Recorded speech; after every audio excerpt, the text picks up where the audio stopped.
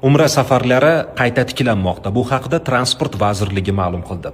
Xabaringiz bor, Yaqin Sharq mintaqasidagi notinchlik, ayrim davlatlar o'z havo hududini yopishi ortidan O'zbekistondagi turoperatorlar va davlat tomonidan tashkil etiladigan umra safarlari 1-mart sanasidan e'tiboran vaqtincha kechiktirilgan edi.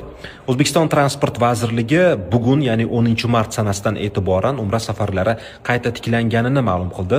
Aniqroq aytadigan bo'lsak, Transport vazirligi tomonidan mahalliy va xorijiy aviakompaniyalarga O'zbekistondan Saudiya Arabistoni va Birlashgan Arab Amirliklariga ikki tomonlama yo'lovchi tashishni qayta tiklashga ruxsat berilgan.